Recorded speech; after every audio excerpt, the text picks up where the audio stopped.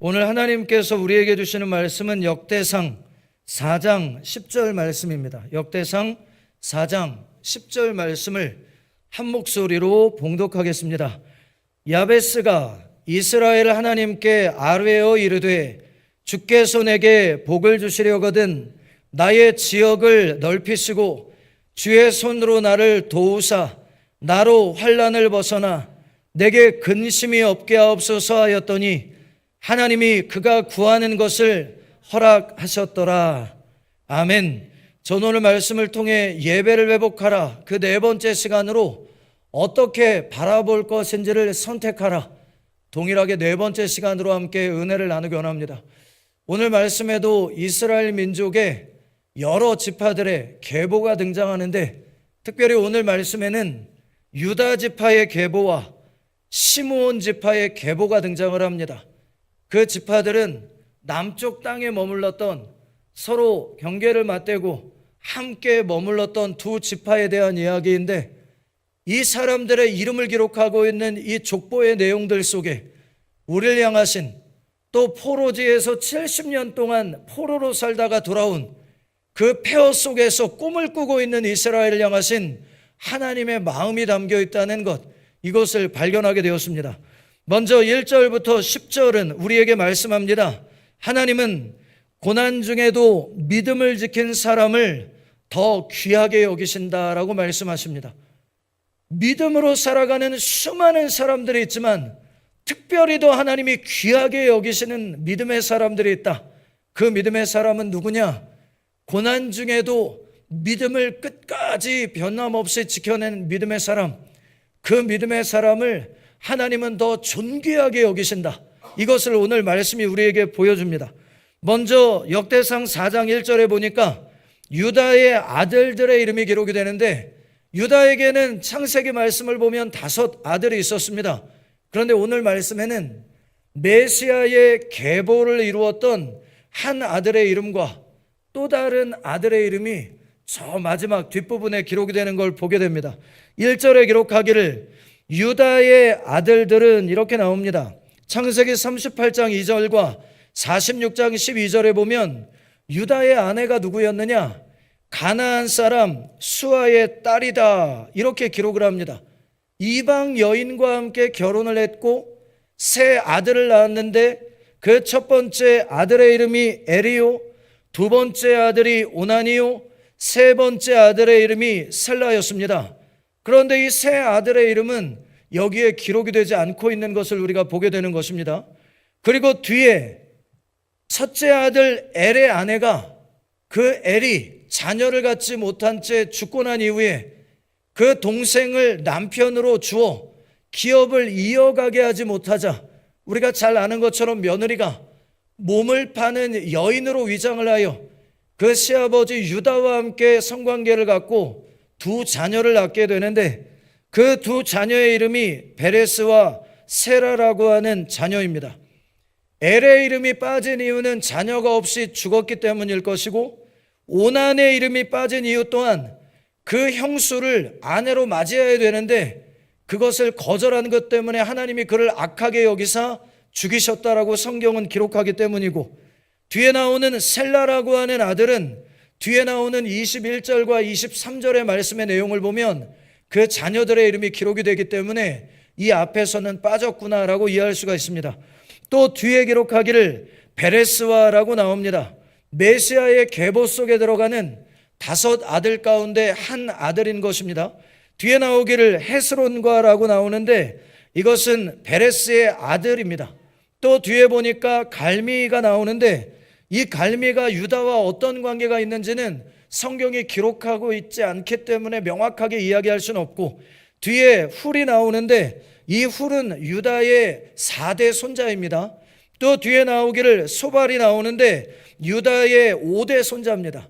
그러니까 유다에게 많은 자녀들과 그 후손들이 있었는데, 그 후손들 가운데에서도 메시아의 계보 속에 들어가는 인물들의 이름을 하나하나 뽑아내어 기록을 하고 있는 걸 우리가 보게 되는 것입니다. 또 뒤에 보니까 4장 2절에 기록하기를 소라 지역에 정착한 유대인들의 가문의 이름이 나옵니다. 유다의 5대 손이었던 소발의 자손들의 이름의 기록입니다. 보면 소발의 아들 르아야는 야앗을 낳고 야앗은 아우메와 라앗을 낳았으니 이는 소라 사람의 종족이다라는 것은 유다 지파와 단 지파의 경계에 있었던 성읍에 머물렀던 유다 사람들이다 이 말입니다. 또 뒤에 3절과 4절에 보니까 유다의 4대 손자였던 후레 자손들의 이름들이 나옵니다. 3절에 기록하기를 에담 조상의 자손들은 이스라엘과 이스마와 잇바스와 그들의 메제라는 건 누이입니다. 하술렐 보니와 그들의 아버지 분우엘과라고 나왔는데 그돌 사람들 조상 분우엘과 이런 뜻입니다. 또 뒤에 나오기를 후사의 아버지 에셀이라는 것은 후사 사람들의 조상인 에셀. 뒤에 나오기를 이는 다 베들레헴의 아버지 에브라다의 맏아들 훌의 소생들이며 이렇게 나옵니다. 그리고는 드고아 지역에 머물렀던 유대인들의 이름이 또 기록이 됩니다. 5절에 기록하기를 두고의 아버지 아스올의 두 아내는 헬라와 나아라라. 나아라는 그에게 아우삼과 헤벨과 데므니와 아하하스다리를 낳아주었으니 이는 나아라의 소생이요 헬라의 아들들은 세렛과 이스왈과 에드나니며 여러 지역에 머물렀던 유다의 주요 종족들의 이름을 나열한 이후에 그 외에 또 다른 지역에 있는 가문의 이름을 정리하는데 8절에 이렇게 기록이 됩니다. 고스는 아눕과 소베바와 하룸의 아들 아하헬 종족들을 낳았으며 여러분께서 지금 보고 계신 것처럼 유다의 자손들 가운데에서도 메시아이신 예수님의 계보 속에 들어가 있는 그 귀한 한 사람 한 사람의 인물들을 하나하나 뽑아내어 이름을 쫙 나열을 합니다. 그런데 그 이름들을 가만히 보면 그들의 삶에 대한 내용들을 거의 기록하지 않고 이름만 성경 속에 담겨지도록 내 이름이 성경에 담겨졌다. 이것만으로도 가문의 영광이겠습니다. 그런데 오늘 말씀에는 특별한 말씀이 기록이 됩니다. 9절부터 10절에 장황하게 하나님께서는 한 사람의 이름을 기록하고 계시는 것이 나오게 되는데 이 사람은 놀라운 것이 아버지가 누군지도 알 수 없는 유다 지파 사람이었다는 것입니다. 지금 여기에 기록된 내용대로 하면 그 아버지가 누군지가 밝혀질 수 있는 인물들이 대부분 기록이 되어 있습니다. 그런데 오늘 말씀에 등장하는 야베스는 아버지가 누군지도 알 수 없는 유다 지파의 믿음의 사람이었다라는 걸 우리가 보게 됩니다. 9절에 기록합니다. 야베스는 그의 형제보다 귀중한 자라. 왜 그 자녀들, 형제들 가운데 귀하게 여김을 받았는가? 그 이유가 뒤에 나오는데 그의 어머니가 이름하여 이르되 야베스라 하였으니 이는 내가 수고로이 낳았다 함이더라. 이 야베스의 원어적인 이름의 뜻이 고통이라는 뜻입니다. 어떤 출산의 고통이었는지는 알지 못하겠습니다. 아마 어머니가 그 야베스를 베고 있는 동안에 큰 고난을 겪었을 수도 있고 아니면 야베스가 태어날 때에 정말 어렵게 태어난 것 때문에 어떤 아이들은 장애를 안고 태어나기도 하는데 아마 야베스가 그 난산의 과정 가운데 장애를 몸에 안고 태어났기 때문에 그 자녀를 고통이다라고 이름을 지었을지도 모르겠습니다. 어떤 이유인지는 알 수 없지만 어머니에게 있어 그 야베스는 고통을 기억하게 하는 자녀였고 그래서 다른 형제들보다 더 귀하게 돌봄을 받아야 하는 자녀였다는 것입니다. 그런데 그 자녀가 자신의 이름과 상관없이 하나님 앞에 믿음으로 살았다라고 기록을 합니다.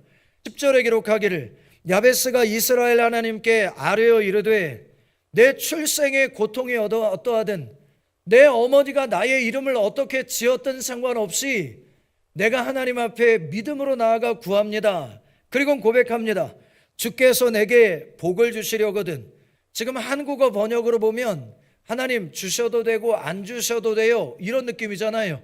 그런데 히브리어 원어를 보면 반드시 복을 주시기를 이런 뜻입니다. 하나님께서 나에게 복을 주실 것을 내가 확실히 믿습니다. 이런 의미입니다.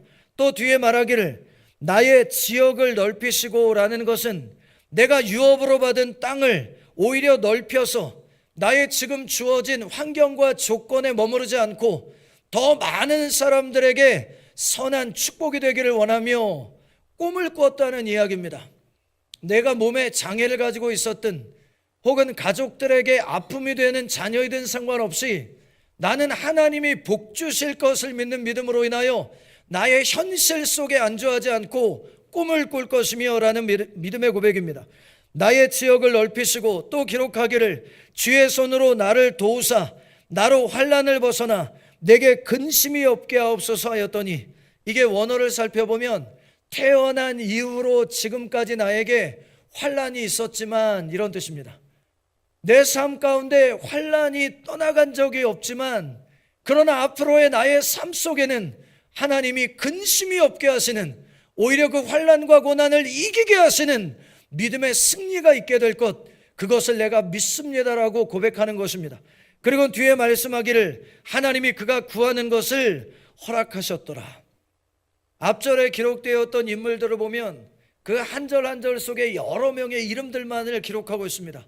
그런데 이 야베스라고 하는 인물은 태어날 때부터 고난과 고통을 겪었던 인물이었지만 하나님이 보실 때에는 귀한 믿음의 사람이었던 것 때문에 다른 어떤 사람들의 이름보다 고난과 환난 속에서도 하나님을 끝까지 믿음으로 의지했던 그 믿음의 사람을 아마 후대의 믿음의 사람들에게 자랑하고 싶으셨던 것 같습니다. 성도 여러분, 삶의 여정에서 다른 성도들보다 더 많은 고난이 있으셨습니까? 다른 성도들이 겪지 않아도 되는 고난을 내가 겪으며 살아오게 만드셨습니까? 그렇다면 기억하십시오. 하나님께서는 성도님을 더 귀하게 여기고 계시고, 여러분이 이 땅을 떠나는 날까지 그 믿음을 놓지 않고 꿈을 꾸며 살아간다면 하나님의 나라에서도 하나님이 더 존귀한 존재로 기억해 주실 것 믿으시기를 바랍니다. 또 오늘 말씀 족보에 보니까 11절로 23절까지 유다의 두 번째 계보가 나오는데, 그 계보들을 통해 하나님이 우리에게 말씀하십니다. 하나님은 성전 봉사자만 기억하시는 것이 아니라는 것입니다.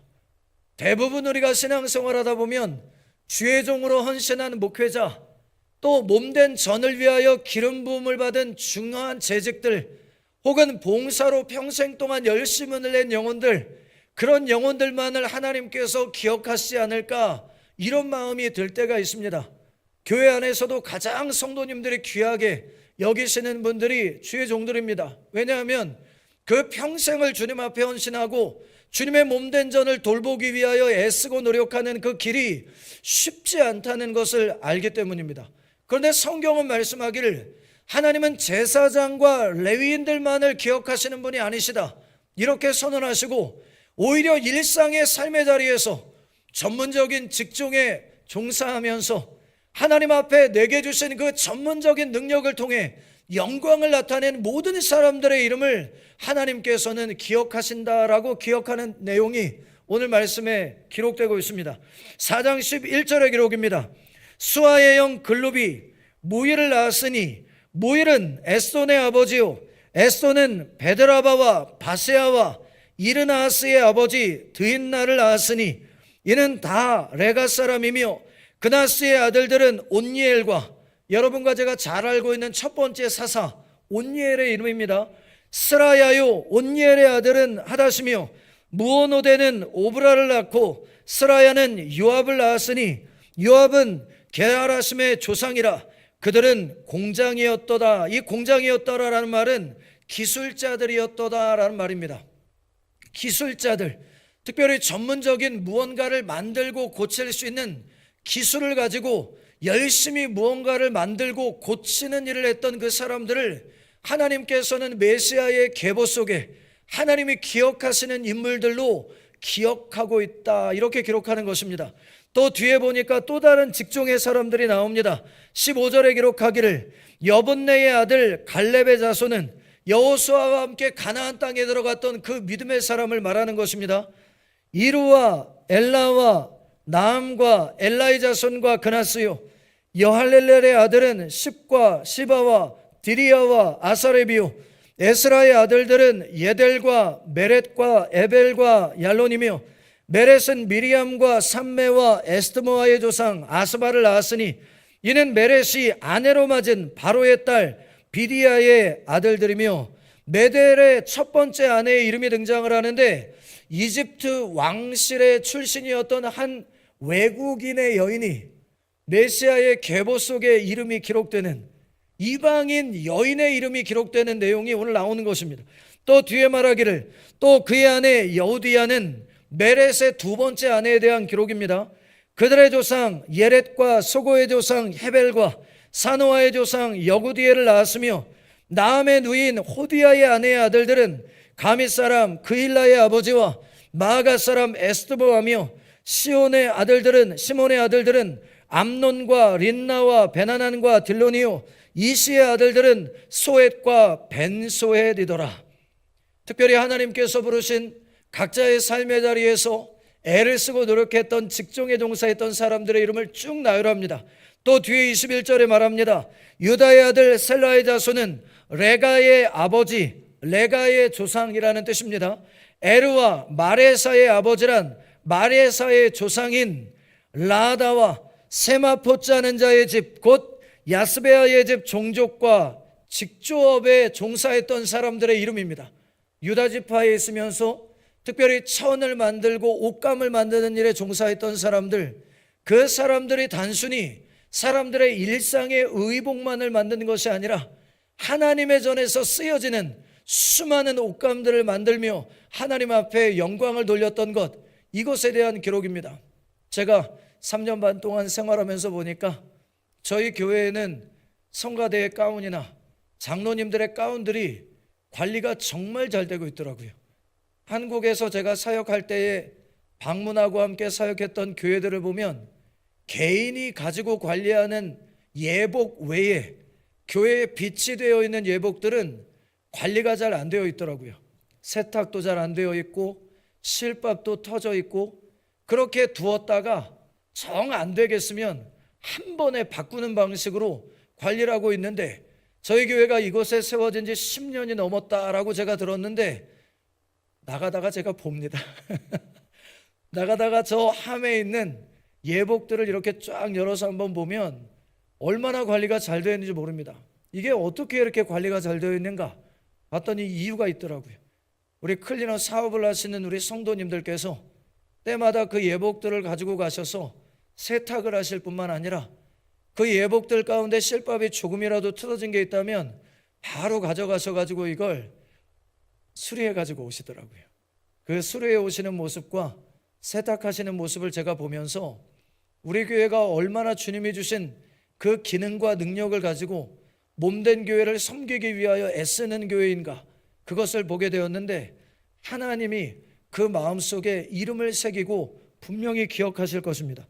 또 22절에 기록하기를 또 요김과 고세밧 사람들과 요아스와 모압을 다스리던 사람과 모압 지역에 정착했던 사람과 야수빈의 해민이 이는 다 옛 기록에 의존하는 것이다 라는 것은 전수되지 않는 고대의 오랜 기록을 참고하여 기록한 것이다, 이런 말이고, 23절에 말합니다. 이 모든 사람은 토기장이가 되어 라는 것은 도자기 장인입니다. 그릇을 만드는 사람들이었습니다. 그런데 하나님의 구원 역사 가운데 하나님이 그 마음판에 새기시고 기억하시는 이름이 되었다는 것입니다. 숲을과 산을 가운데에 거주하는 자로서, 거기서 왕과 함께라는 건 왕궁 가까이에 머물면서 거주하면서 왕의 일을 하였더라. 즉 국가와 나라의 민족을 위한 일들을 위하여 헌신했던 사람들이다, 이렇게 말합니다. 우리 교회가 주일마다 풍성한 애찬을 나눕니다. 그 애찬을 나눌 때마다 감사한 것이 우리 교회에는 홀로 독거하는 성도님들도 계십니다. 연로하시죠. 눈도 어둡고 귀도 어두워지신 것 때문에 집에서 혼자 있으면서 음식을 만들고 조리해 먹는 것 쉽지 않은 생활을 하시는 분들이 계십니다. 그런데 그런 분들께서 애찬을 먹고 난 이후에 남은 음식들을 포장을 하십니다. 그런데 그 포장을 할 때마다 일회용 포장 용기가 필요하고, 그 포장 용기를 쌓아가잘 그 비닐봉투가 또 필요하더라고요. 저희 교회에 그 모든 도구들이 늘 사용이 되고 있는데 이게 떨어지지 않는 게 신기하더라고요. 마치 만나처럼 때만 되면 없어진 것 같은데 채워져 있고, 없어진 것 같은데 채워져 있고, 왜 그런가 봤더니 집에서 여러 상품들을 구매한 이후에 비닐봉지가 남는 분들이 그걸 전부 다 모아가지고 교회에 오셔서 성도님들이 포장할 수 있도록 비치된 장소 사물함에다가 이걸 계속해서 채워넣고 계신 걸 제가 보고, 또 일회용 용기를 만드는 회사에 근무하고 있는 우리 성도님들이 때마다 그 용기를 가져다가 우리 교회에 애찬의 음식을 통해 축복 받으시는 우리 성도님들이 마음껏 그 용기를 사용할 수 있도록 때마다 공급해 채워주시는 것, 이것을 보게 되는 것입니다. 그 이름이 하나님의 마음판에 기록되었는 줄로 믿습니다. 귀한 여러분, 오늘 족보 속에는 특별한 인물들이 기록이 되는데, 이 사람들은 제사장도 아니고 레위인도 아니었습니다. 교회에서 예배의 복을 돕기 위하여 무언가 애를 쓰고 늘 성전에서 노력하는 그런 봉사자들이 아니었음에도 불구하고 일상의 자리에서 전문 직종에 봉사하면서 열심히 세상의 축복의 통로가 될 뿐 아니라 그 주신 재능을 통해 몸된 교회에 도움이 필요할 때마다 애쓰고 도왔던 사람들, 그들을 제사장과 레위인들과 동일하게 기억해 주시고 그들을 통해 하나님께서 영광 받으셨다라고 기록하고 있으니, 우리 성도님들 매일마다 주의 전에 나와 봉사하지 못하더라도 내게 주신 전문적인 힘과 능력과 재능이 교회에 도움이 될 수 있도록 어떻게 쓰임받을 수 있는가 기도하면서 하나님이 기회를 주실 때마다 아름답게 쓰임받게 되시기를 바랍니다. 또 24절과 43절까지의 말씀을 보니까 시므온 지파의 계보가 등장합니다.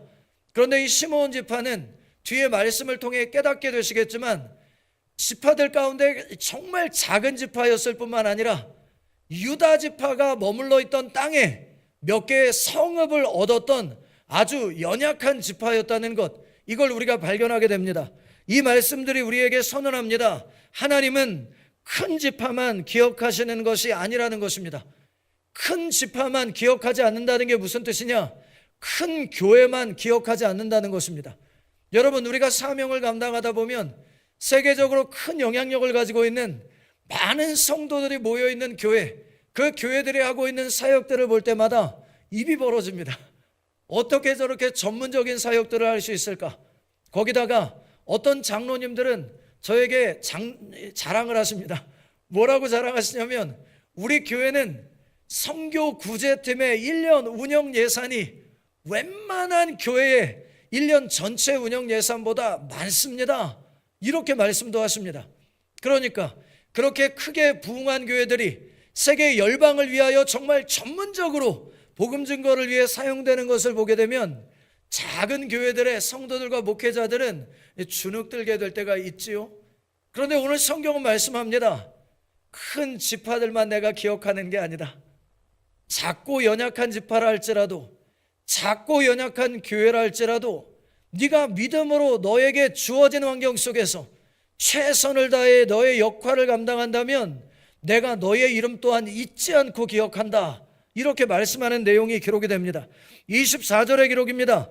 시므온의 아들들은 누무엘과 야민과 야립과 세라와 사울이요, 사울의 아들은 살롬이요, 그의 아들은 밉삼이요, 그의 아들은 미스마요, 미스마의 아들은 함무엘이요, 그의 아들은 삭구리요, 그의 아들은 스무이라. 스무이에게는 아들 16과 딸 6이 있으나 그의 형제에게는 자녀가 몇이 못 되니 그들의 온 종족이 유다 자손처럼 번성하지 못하였더라. 수가 많지 않은 지파였다는 것입니다.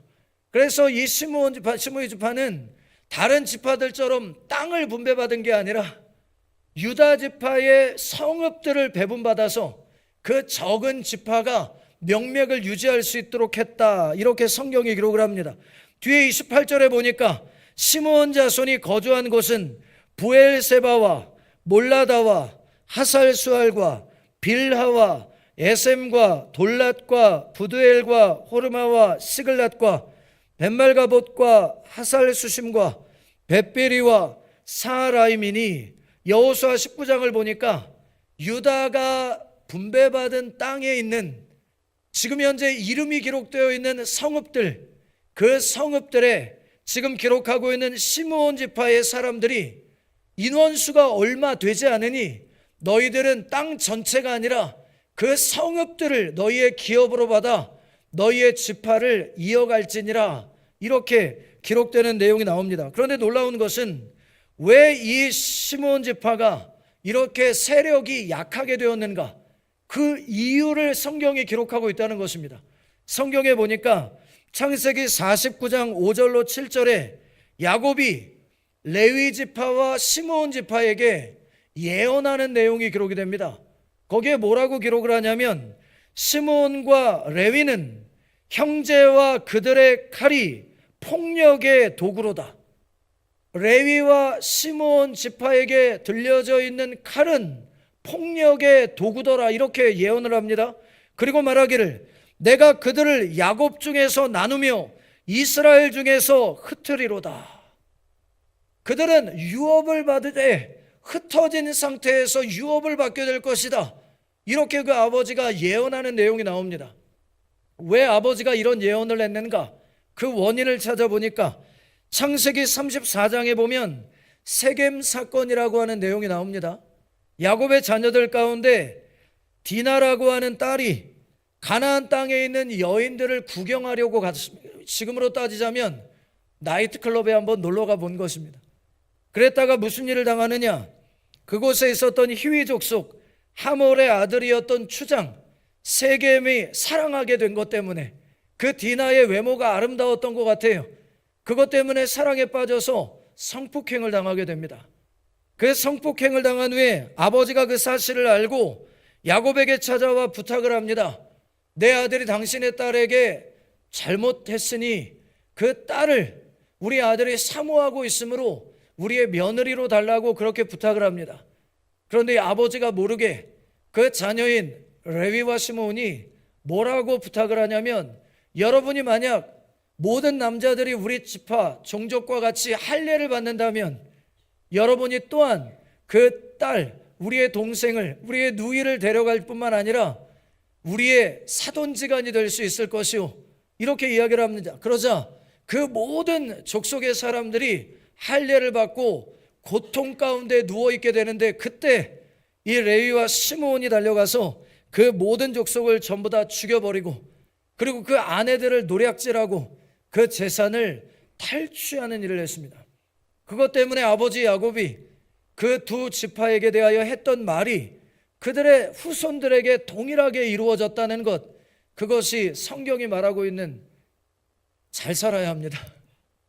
나의 세대에서만 끝나는 게 아니라 내 자녀들의 세대에까지 하나님께서는 그 죄가 열매를 맺게 만드신다는 것, 이것을 우리가 기억할 때 정말 하나님 앞에 올바른 회개를 해야 되겠구나, 이런 마음이 듭니다. 뒤에 또 기록하기를 다윗 왕 때까지 이 모든 성읍이 그들에게 속하였으며 다윗 시대 이후에는 유다 왕국에 흡수가 되어 그들의 명맥을 흡수가 되는 상태로 지켜나갔다, 이런 이야기가 되겠습니다. 32절에 기록하기를 그들이 사는 곳은 에담과 아인과 림몬과 도겐과 아산 5성읍이요 또 모든 성읍 주위에 살던 주민들의 경계가 바알까지 다다랐으니 시므온 자손의 거주지가 이러하고 각기 계보가 있더라. 이렇게 하고 끝났으면 그들은 연약한 지파로 끝났을 것입니다. 그런데 여기서 끝나지 않고 특별히 시므온 지파 가운데 연약한 지파임에도 불구하고 능력 있게 그 역할을 감당하도록 도왔던 믿음의 리더들의 이름을 하나님께서는 기록을 합니다. 34절에 기록하기를 또 메소밥과 야물렉과 아마시아의 아들 요사와 요엘과 아스엘의 증손 스라야의 손자 요시비아의 아들 예후와 또 엘요에네와 야고바와 여스와야와 아사야와 아디엘과 여스미엘과 분하야와 또 스마야의 5대손 시므리의 현손 여다야의 증손 알론의 손자 시비의 아들은 시사이니 여기 기록된 것들은 그들의 종족과 그들의 가문의 지도자들의 이름이라. 그들이 매우 번성한지라. 시므온 지파는 매우 작고 연약한 지파였지만 그 지파 가운데에서도 어떤 종족들은 힘있게 부흥하고 번창했다라는 것입니다. 이 종족들이 책임있게 그 지파로서의 역할을 감당한 것으로 인하여 유다 지파 속에서 머물면서도 하나님께서 시므온 지파에게 맡겨주셨던 역할을 능히 감당했다. 이 말씀을 읽으며 제가 은혜를 받게 되는 것은 이 대한민국을 생각하게 되었기 때문입니다.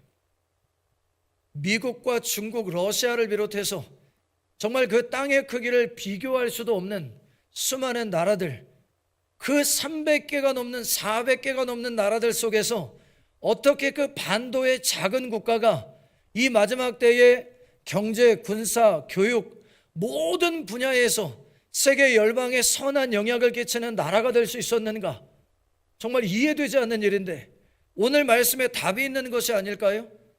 그 작고 연약함으로 세계 열방 가운데에서 짓눌리고 전쟁으로 인하여 억압받고 폐허가 되었던 그 나라에서도 여전히 하나님이신 예수 그리스도를 믿는 믿음 안에서 꿈을 꾸는 믿음의 조상들, 그 선진들이 그 주어진 삶의 자리를 지켜내며 전쟁의 폐허 속에서도 믿음의 가정을 일으키고 나는 배우지 못해도 내 자녀들은 가르치기 위하여 교육에 대한 열의를 가지고 그 자녀들을 돌보았던 부모님의 헌신이 결국은 다음 세대와 그 다음 세대가 되어서야 세계 열방에 꽃을 피우게 된 것이 아닌가.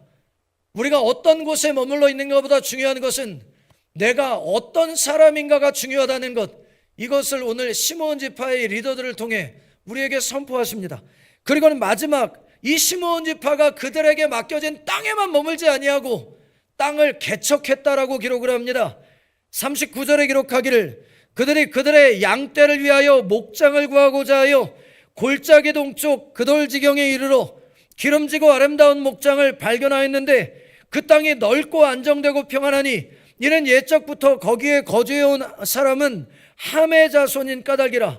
이 이야기는 함에게 유업으로 주신 땅이었더라 이런 말입니다. 그런데 41절에 이 명단에 기록된 사람들이 유다왕 히스기야 때에 가서 그들의 장막을 쳐서 무찌르고 거기에 있는 모우닝 사람을 쳐서 진멸하고 대신하여 오늘까지 거기에 살고 있으니 이는 그들의 양떼를 먹일 목장이 거기에 있음이며 함 자손에게 유업으로 주었는데 다른 이방인 지파에게 빼앗겼던 것입니다. 그러자 이곳으로 시므온 지파가 달려가서 그 하나님이 이스라엘에게 주신 땅을 이방 나라로부터 빼앗아 그 땅에 거주하면서 이 땅이 하나님의 땅임을 선언했다라고 기록하는 것입니다. 또 뒤에 말하기를 또 시므온 자손 중에 500명이 이시의 아들 블레다와 느아라와 르바야와 오시엘을 두목으로 삼고 세일산으로 가서 피신하여 살아남은 아말렉 사람을 치고 오늘까지 거기에 거주하고 있더라. 에돔 족속 이방인들이 피하여 숨었던 그 땅을 찾아가 그 땅을 다시 성취하고 하나님께서 주신 그 땅을 하나님 앞에 온전히 내어드렸던 믿음의 지파였더라.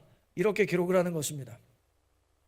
우리가 얼마나 작고 연약한 존재인가와 상관없이 여전히 하나님의 뜻 앞에 머물렀던 야베스와 같이 마지막에 기록되는 시므온 지파의 모든 사람들은 주어진 환경 가운데 최선을 다하여 꿈을 꾸고 그 꿈을 하나님의 뜻 안에 이루던 믿음의 사람들이었다.